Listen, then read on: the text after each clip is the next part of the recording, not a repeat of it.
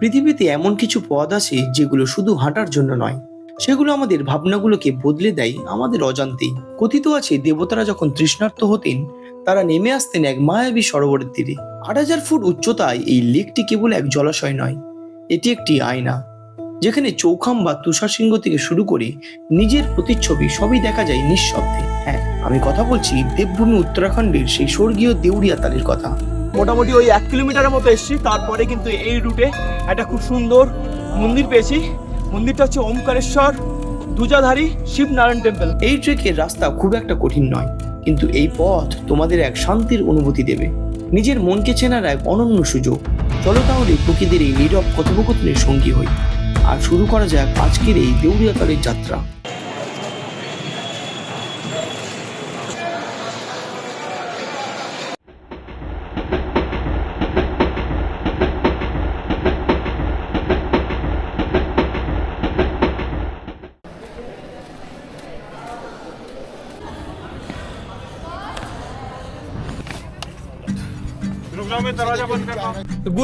Good morning from Rishikesh. তো আমরা সকাল সকাল দুন এক্সপ্রেসে করে প্রায় 7:30টার দিকে আমরা নেমে গেছি এই যোগনগরী ঋষিকেশে। আর তারপরে আমাদের কিন্তু গাড়ি বুক করা ছিল, ট্রাভেলারে করে আমরা যাচ্ছি এখন সারি ভিলেজের উদ্দেশ্যে। আর মাঝখানে 2 জায়গায় স্টে করবো, তা হচ্ছে ব্রেকফাস্টের জন্য আর লাঞ্চের জন্য।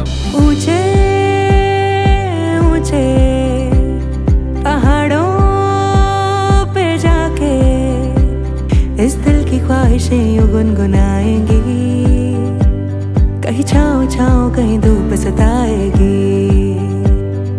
लंबी लंबी दूरी भी है, यूं ही चलते चलते कम होती जाएगी, कभी छाँव छाँव कहीं धूप सताएगी।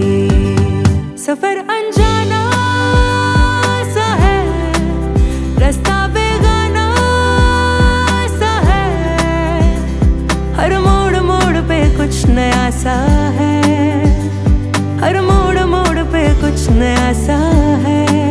তো সারি ভিলেজ যাওয়ার পথে আমি এই রুদ্রপ্রয়াগে দাঁড়িয়েছি আমাদের গাড়ি। তো সেখানে হচ্ছে ত্রিবেণী সঙ্গম রয়েছে, মানে 3টে নদীর এখানে সঙ্গম স্থল। দেখো ভাগীরথী কিন্তু আসছে, যেটা স্রোতে আসছে সেটা হচ্ছে ভাগীরথী, আর তার পাশে রয়েছে কিন্তু অলকানন্দা ডান দিক থেকে আসছে। আর সামনে থেকে যে নদীটা উৎপন্ন হয়েছে এই দুটো নদীর সঙ্গমে, সেটা হচ্ছে গঙ্গা। তো গঙ্গার এখানেই কিন্তু উৎপত্তি স্থল। তো চলো, বেশ ভালো লাগলো, অনেক দিন ধরেই এই জায়গায় আসার ইচ্ছা ছিল, আজকে এলাম। এবার চলো আমরা আবার গাড়িতে উঠে পড়ি আর যাবো এবার সারি ভিলেজের উদ্দেশ্যে। सफर अनजाना सा है, रास्ता बेगाना सा है, हर मोड़ मोड़ पे कुछ नया सा है, हर मोड़ मोड़ पे कुछ नया सा है।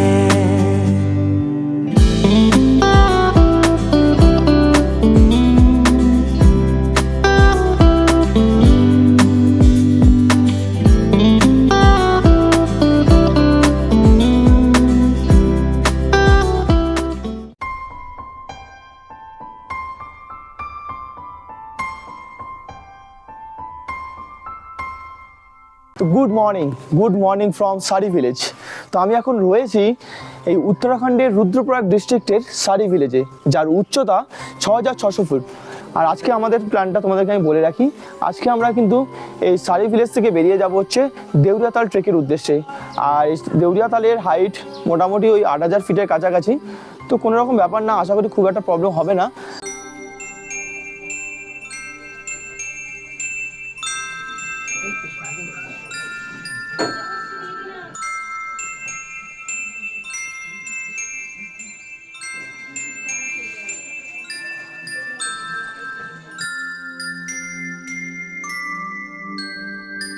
তো বন্ধুরা, আমরা কিন্তু রেডি হয়ে গেছি আর রেডি হয়ে ট্রেকের জন্য বেরিয়ে পড়েছি। পুরো আমাদের গ্রুপ লাইন আপ হয়ে গেছে, পরপর বেরোচ্ছি। আমাদের এই যে সামনে রয়েছে অঞ্জলি হোমস্টে, সেখান থেকে। আর আমরা এখন এই রাস্তা ধরে এখন যাব যে দেউরিয়া তালের ট্রেকটা শুরু হয় সেই গেট পর্যন্ত, সামনেই রয়েছে এখান থেকে। তারপর ওখান থেকে দেউরিয়া তালের ট্রেকটা আবার হবে, তখন হাইকিং আছে। এখন যাচ্ছে সবাই।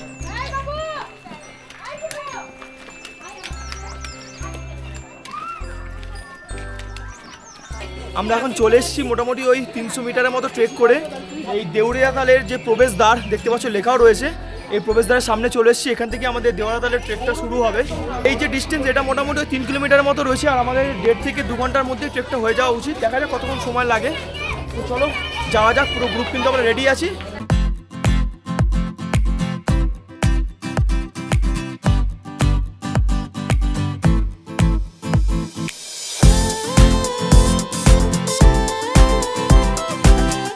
তো সামনে কিছুটা উঠতেই কিন্তু আমরা এরকম একটা চেকপোস্ট টাইপের পেয়েছি, এখানে কিন্তু এন্ট্রি করাতে হবে। যতজন আমরা এই গ্রুপে থাকবো সেই নাম্বার অফ হেডটা কিন্তু এন্ট্রি করাতে হবে, আর পার হেড 20 টাকা করে চার্জ লাগবে এই এন্ট্রিতে।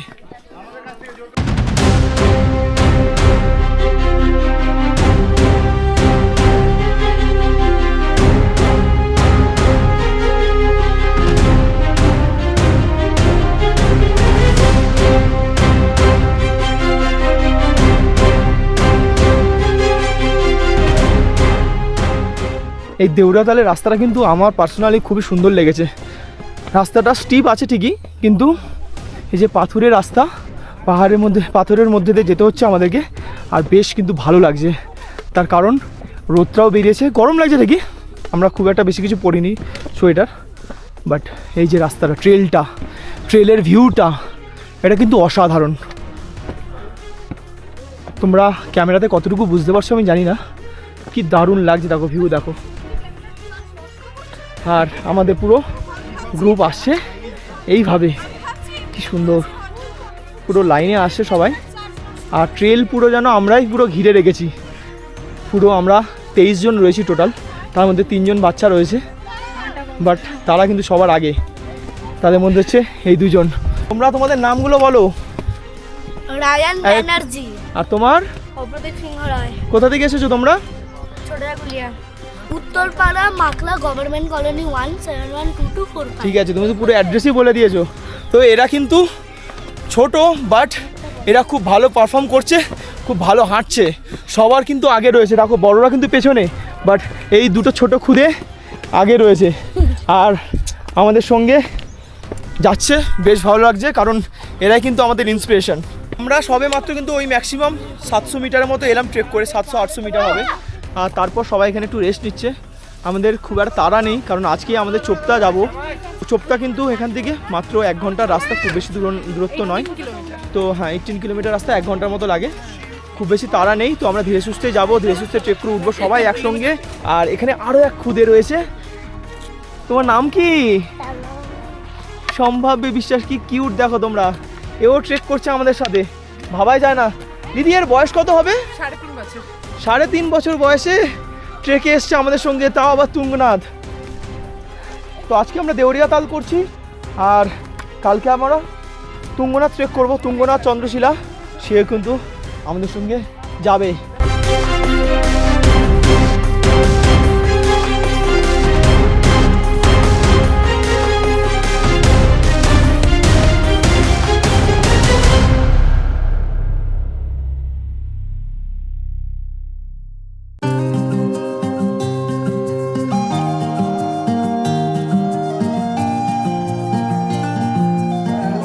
তো বন্ধুরা, আমরা এই ট্রেক করে মোটামুটি ওই 1 কিলোমিটারের মতো এসেছি। তারপরে কিন্তু এই রুটে একটা খুব সুন্দর মন্দির পেয়েছি। মন্দিরটা হচ্ছে ওমকারেশ্বর দুজাধারী শিবনারায়ণ টেম্পল। তো মন্দিরটা দেখো, দেখতে পাচ্ছ আমার পেছনে, এসে খুব সুন্দর লাগছে, অসাধারণ কিন্তু। তো চলো, এই মন্দিরের দর্শনটা আমি করছি, সঙ্গে তোমাদেরকেও করিয়ে দিচ্ছি। আর তারপরে আমরা দেখবো সেই স্বর্গীয় দেউড়িয়াতাল লেক। कर्पूरगौरं करुणावतारं संसारसारं भुजगेन्द्रहारं सदा वसन्तं हृदयारविन्दे भवं भवानी सहितं नमामि। कर्पूरगौरं करुणावतारं संसारसारं भुजगेन्द्रहारं सदा वसन्तं हृदयारविन्दे भवं भवानी सहितं नमामि। রাস্তাটা পাথুরে আর কিছুটা খাড়া, চারপাশটা রডডেন্ড্রন আর ওক গাছে ঘেরা। বসন্তকালে এই ট্রেল লালে লাল হয়ে থাকে। পাহাড়ে হাঁটতে গিয়ে ক্লান্তি তো আসে, তবে পাহাড়ি হাওয়ায় এক অদ্ভুত গন্ধ আছে যা সব ক্লান্তিকে নিমিষেই দূর করে দেয়। একটা জিনিস বারবার মনে হচ্ছিল, প্রতিটা বাঁকের পরেই যেন নতুন কিছু অপেক্ষা করছে আমাদের জন্য। কখনো ঘন জঙ্গল, কখনো নাম না জানা বিভিন্ন পাখির আওয়াজ, আবার কখনো একটু খোলা জায়গা থেকে দূরে পাহাড়ের ঝলক। তো আমরা মোটামুটি 1.5 কিলোমিটার মতো এসেছি। আর নিচে দেখো দেখা যাচ্ছে ওমকারেশ্বর যে মন্দির দেখিয়েছিলাম তোমাদেরকে, আর হচ্ছে এরকম সুন্দর ভিউ। আর সামনেই কিন্তু এখানে একটা টি স্টল রয়েছে, সেই টি স্টলে ওখানে আমরা একটু বসছি। আর এখানে এক ধরনের ফ্রুট জুস টাইপের পাওয়া যাচ্ছে, মালটা নামটা, এখানকার লোকাল জুস। এই যে এগুলো বিক্রি হচ্ছে, তোমরা ট্রাই করতে পারো লোকাল জুস। আর এখানে আমরা কিন্তু সবাই একটু বসছি, বসে রেস্ট নিচ্ছি, জল খাচ্ছি। তো চলো এইভাবেই আমরা কিন্তু এগিয়ে যাবো। আর কিন্তু খুব বেশিটা দূর নেই, আমরা মোটামুটি 60% পথ কিন্তু চলে এসেছি।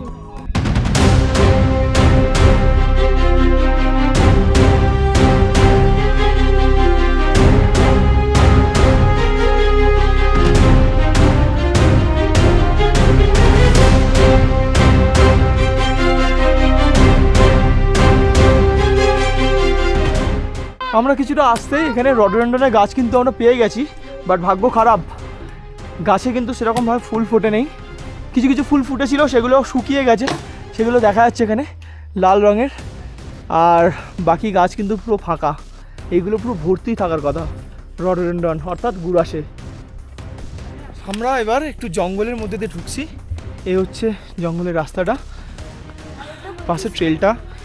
এখানে একটা বেশ আলাদাই পরিবেশ তৈরি করেছে জঙ্গলের জন্য, গাছে ভরে রয়েছে। আর দুদিকেই কিন্তু আমরা দেখতে পাচ্ছি গুড়াসের গাছ, বাট গুড়াস ধরে নেই। কোথায় রডোডেন্ড্রন? ওয়াও, দেখো কত সুন্দর গাছ পুরো ভরে রয়েছে। এইগুলোও কিন্তু গুড়াসের গাছ, তোমরা বুঝতে পারছো কিনা জানি না, এগুলো গুড়াসের, বাট ধরে নেই। আর এখানে দেখো গুড়াস ধরে রয়েছে।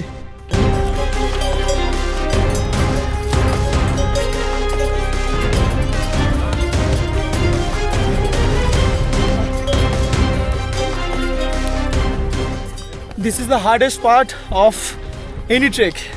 আমি আজ পর্যন্ত যতগুলো ট্রেকে দেখেছি, এরকম কিন্তু লাগেজ খচ্চরের পিঠে চাপিয়ে দিয়ে মানুষ হেঁটে যাচ্ছে। কখনো কখনো মানুষকেও দেখেছি খচ্চরের পিঠে চেপে যেতে। এটা কিন্তু ঠিক নয়। তোমরা যারা ট্রেক করতে আসবে তারা যেন অবশ্যই যে লাগেজটা নিয়ে আসবে সেটা নিজেরা ক্যারি করতে পারো, সেটা একটু খেয়াল রেখো, তাহলে এই জন্তুগুলো, পশুগুলো একটু নিস্তার পাবে। নিজেরা নিতে না পারলে কি দরকার এত লাগেজ নেওয়ার, নাহলে আসবে না, তোমাদের জন্য ট্রেক নয়। তো আমরা 2 কিলোমিটার চলে এসেছি, আর 1 কিলোমিটারের রাস্তা বাকি। দেখো দেউরিয়াতাল 1 কিলোমিটার, এই 1 কিলোমিটার যেতে কিন্তু মোটামুটি এখনও 30 মিনিটের মতো লাগতে পারে আমাদের। আর এইগুলো সব কিন্তু রডোডেন্ড্রনের গাছ আমরা দেখতে পাচ্ছি, বাট ফুল তো ফোটেনি। চলো যাওয়া যাক, আস্তে আস্তে ধীরে ধীরে আমরা এগিয়ে যাচ্ছি।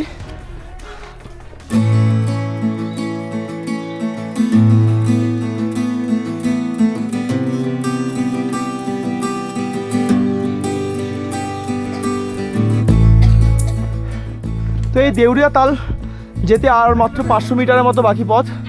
তবে এখানে কিন্তু রাস্তার মধ্যে কিছুটা অন্তর অন্তর এরকম টি স্টল, তোমরা স্ন্যাক্স বিভিন্ন কিছু পেয়ে যাবে, ম্যাগি পর্যন্ত পেয়ে যাবে। তোমরা এই ধরনের দোকানগুলো পাবে, তোমরা এখান থেকে চাইলে খেতে পারবে যদি খিদে পায়। আর আমরা তো কিছু খাবো না আপাতত, খেয়ে এসছি, পেট ভর্তিই আছে।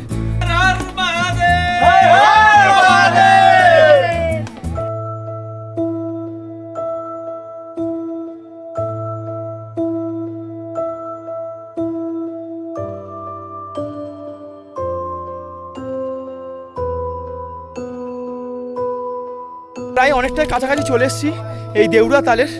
আর এখান থেকে কিন্তু এটা একটা ভিউ পয়েন্ট, দেখো লেখা রয়েছে ভিউ পয়েন্ট। এই দিকটা সামনে কিন্তু দেখা যাচ্ছে কি সুন্দর স্নো পিক, অসাধারণ লাগছে।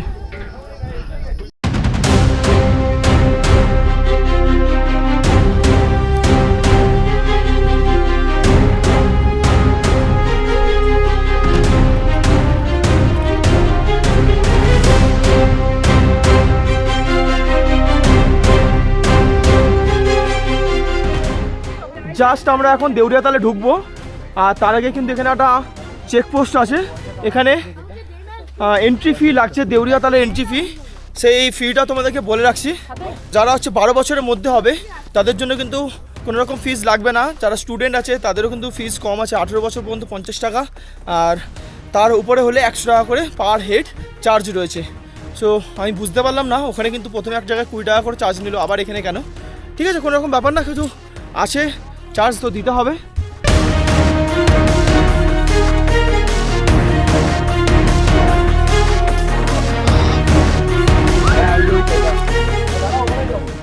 তো বন্ধুরা, ফাইনালি আমরা 2.5 ঘন্টার একটা ছোট্ট হাইক করে এখন পৌঁছে গেছি 8000 ফুট উচ্চতায় এই দেউরিয়া তালে।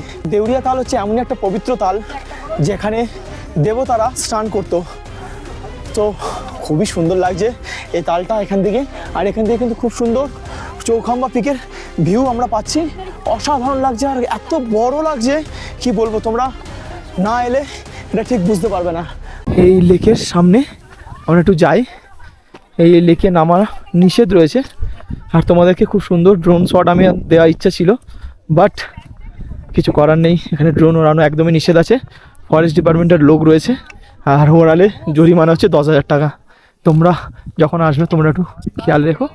দেউরিয়া তাল, যার নামের মধ্যে লুকিয়ে আছে এক স্বর্গীয় উপমা। পুরাণ মতে হিন্দু দেবতারা স্নান করার জন্য বেছে নিয়েছিল এই পবিত্র সরোবরটি, আর সেই থেকেই এর নাম দেওয়া হয়েছিল দেউরিয়া তাল বা দেবতাদের হ্রদ। প্রচলিত আছে মহাভারতে যক্ষ ও যুধিষ্ঠির সেই বিখ্যাত কথোপকথন এই লেকেই সংঘটিত হয়েছিল, যেখানে যুধিষ্ঠির ছাড়া বাকি 4 পাণ্ডব বিনা অনুমতিতে জল পান করায় অচেতন হয়ে পড়েছিল, এবং পরবর্তীকালে যুধিষ্ঠির যক্ষের সেই সমস্ত প্রশ্নের সঠিক উত্তর দিয়ে 4 পাণ্ডবের জীবন বাঁচিয়েছিল। দেউরিয়া তাল থেকে খুব সুন্দর চৌখাম্বা পিক তো দেখলাম আমরা, তবে যেটা মিস করলাম সেটা হচ্ছে এই চৌখাম্বা পিকেরই একটা খুব সুন্দর প্রতিচ্ছবি এই তালের মধ্যে পড়ে, আর সেটা দেখতে কিন্তু অসাধারণ লাগে, বাট আমরা সেটা পেলাম না। তালটা একটু ঘোলাটা দেখলাম জলটা, আর সবচেয়ে ইম্পর্টেন্ট যে চৌখাম্বা পিকের কাছে কিছু মেঘ ছিল, সেই জন্য হয়তো ওর প্রতিচ্ছবিটা আসেনি তালের মধ্যে। তো কিছু করার নেই, কি আর করা যাবে, এই হতাশা মন নিয়ে আমরা এখন নিচের দিকে নামছি। আর আমরা এখানে মোটামুটি 1 ঘন্টার মতো সময় কাটিয়েছি, অনেকটা সময়।